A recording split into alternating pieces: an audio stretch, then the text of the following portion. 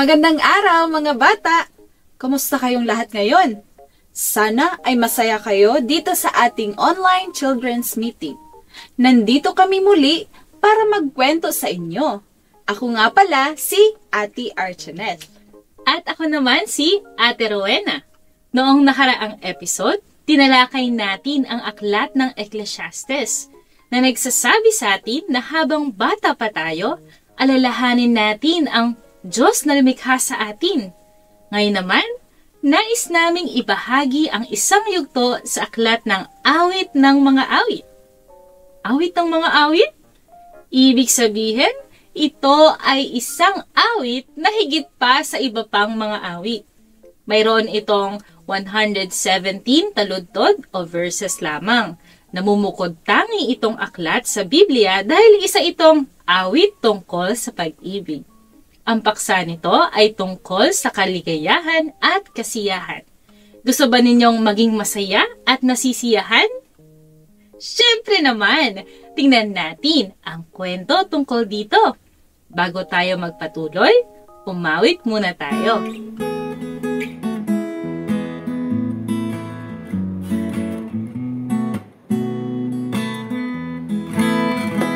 Mga bata, bago tayo umawit, basahin muna natin ang lyrics ng ating kanta. Jesus loves the little ones like me, me, me. Jesus loves the little ones like me, me, me. Little ones like me sat upon his knee. Jesus loves the little ones like me, me, me. Jesus loves the little ones like you and me. Jesus loves the little ones like you and me. Little ones like us sat upon his knee. Jesus loves the little ones like you and me.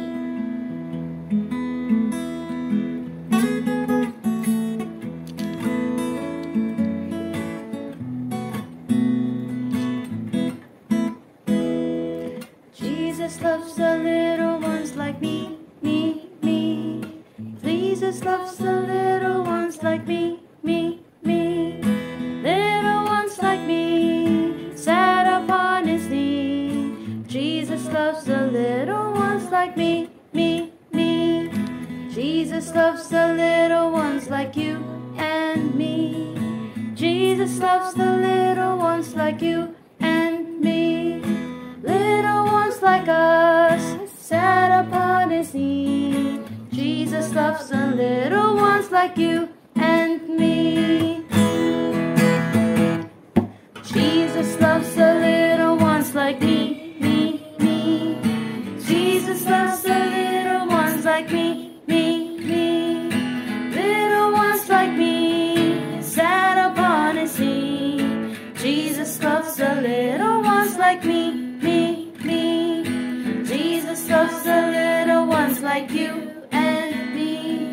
Jesus loves the little ones like you and me. Little ones like us sat upon his knee. Jesus loves the little ones like you and me.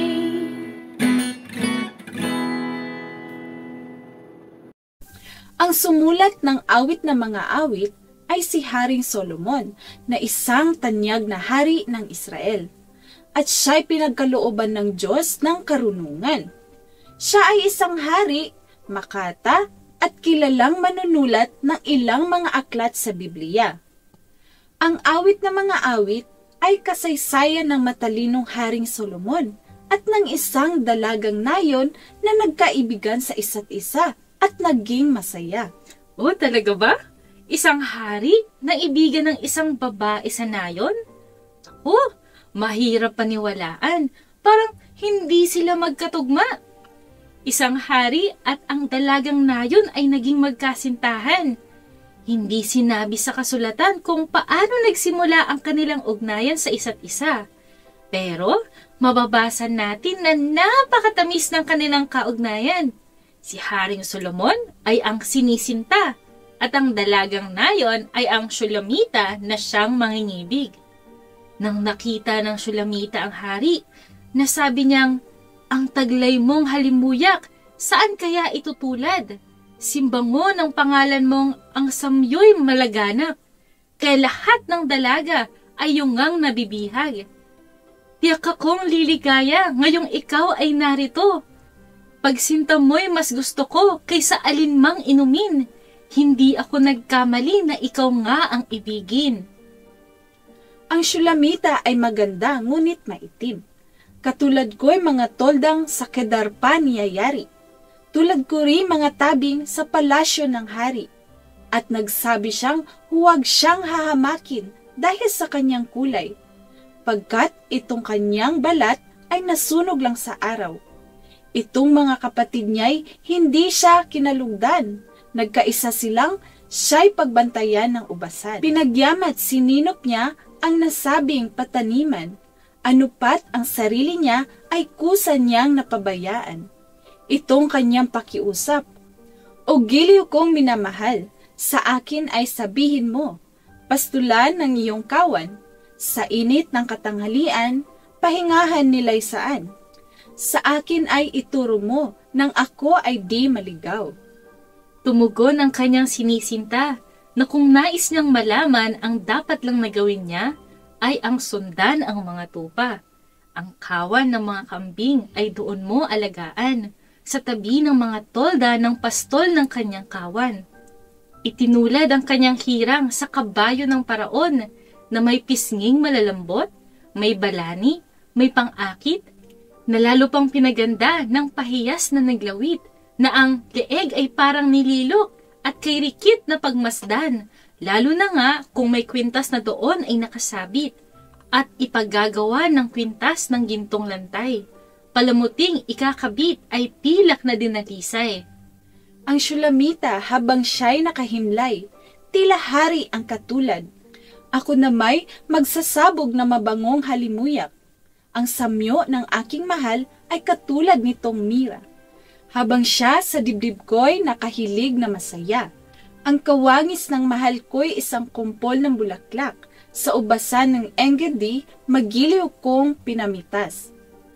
Ang sinisinta naman ay tumugon, "Maganda ka, aking sinta, ang mata mo'y mapupungay, nagniningning nangaakit habang aking minamasdan."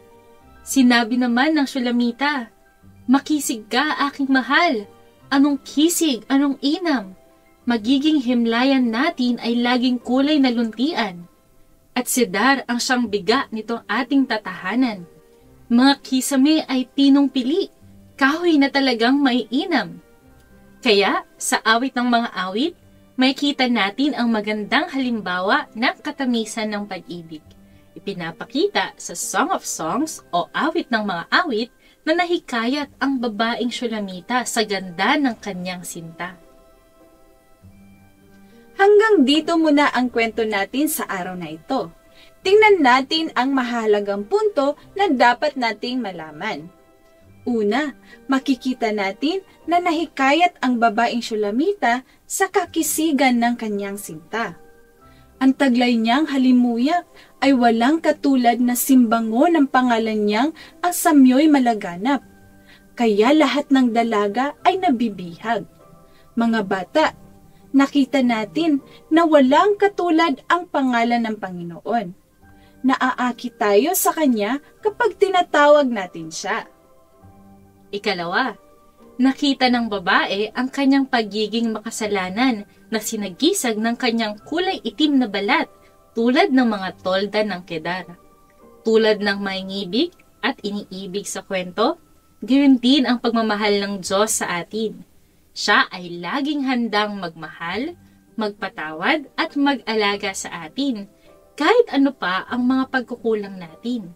Isa itong paalala sa ating lahat na sa kabila ng ating mga kahinaan, pagkukulang at mga pagkakamali, ang Diyos ay laging laan upang ipakita ang kanyang pag-ibig sa atin. Kaya't sa pamamagitan ng pag-aalaga at pagtanggap ng pagmamahal ng Diyos, tayo ay nagiging buo at kontento. Siya ay inusig ng kanyang mga kapatid, ngunit sinabi sa kanya ng kanyang sinta na sumunod siya sa mga yapak ng kawan. Ang sumunod sa mga yapak ng kawan ay ang sumunod sa eklesiya. Ang eklesiya ay ang kawan ng Diyos. Pagkatapos nating maranasan ang pagmamahal ng Diyos, siya ay nagnanais na turuan tayo na mahalin din ang ating kapwa, katulad ng kung paano natin minamahal ang ating pamilya at mga kaibigan. Kayo ba mga bata, mahal niyo ba ang inyong mga magulang, lolo at lola, at inyong mga kaibigan?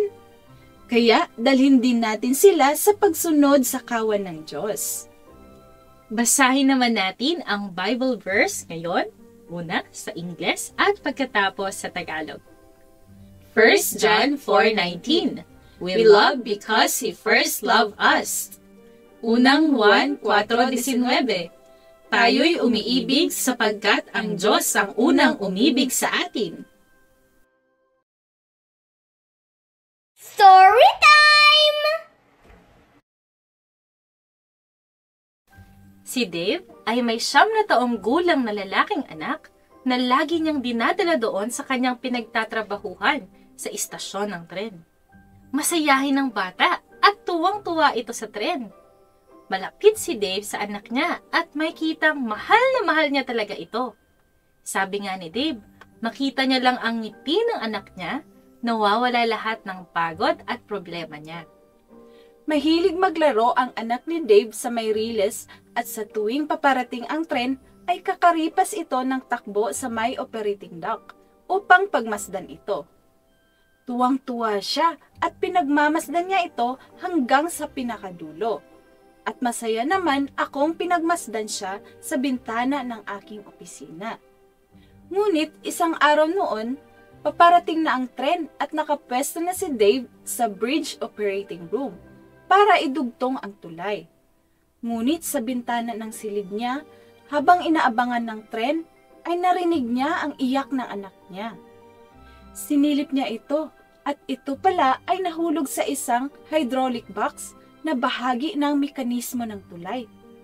Kapag dinugtong ni Dave ang tulay, ay maiipit ang bata at mamamatay. At kung di naman niya dinugtong, ay mamamatay ang libo-libong taong sakay ng tren. Halos natulala si Dave. Nang masaksihan ko ay tumakbo ako paalis sa opisina ko. Ngunit napakalayo nito. Nakita ko hawak ni Dave ang knob habang tumutulo ang luha sa mga mata niya. Paparating na ang tren. Nasa baba na ako ng gusali ng aking opisina at nakita ko lamang na nakababa na ang tulay at nakadaan ng ligtas ang tren. Nakita ko si Dave na tumakbo pababa ng tower niya, papunta sa anak niya. Lumuhod siya at walang tigil na tumangis. Pinagmasdan ko ang dumadaan na tren. Mula sa bintana nito ay nakakita ako ng mga tao. May natutulog, nag-uusap, nagkukwentuhan, nagtatawanan, nagkakainan at nagiinuman. Ang pag-ibig na ipinakita dito ay ang klase ng pag-ibig ng Diyos sa atin. Iniaalay niya ang kanyang kaisa-isang anak upang tayo ay maligtas sa isang tiyak na kapahamakan. Maaring hindi tayo karapat-dapat sa ganitong klase ng pag-ibig. Ngunit ang tiyak na minamahal niya tayo, kaya kahit ang bugtong niyang anak ay handa niyang isakripisyo.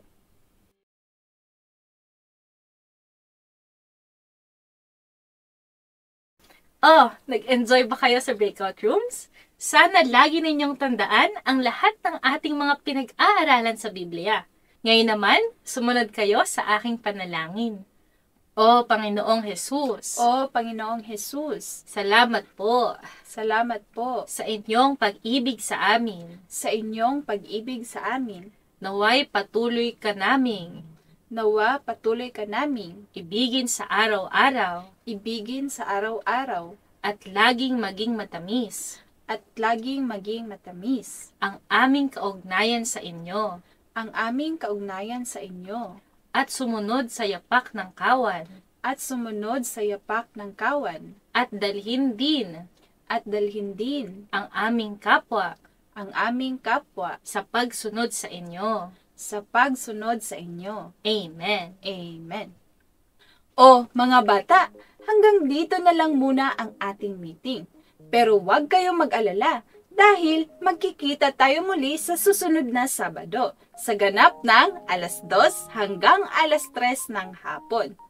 Para sa mga episodes na gusto nyo muling pakinggan, pumunta lamang kayo sa YouTube at isearch ang CIM Online Children's Meeting. Doon ay makikita nyo ang lahat ng mga kwentong natalakay natin at mga kantang inawit natin sa bawat episode. Maaari rin kayong mag-invite ng inyong mga kaibigan upang sila rin ay makarinig ng salita ng Diyos. Huwag nyo rin kakalimutang manalangin, magbasa ng Biblia, at tumawag ng Oh Lord Jesus! Oh Lord Jesus!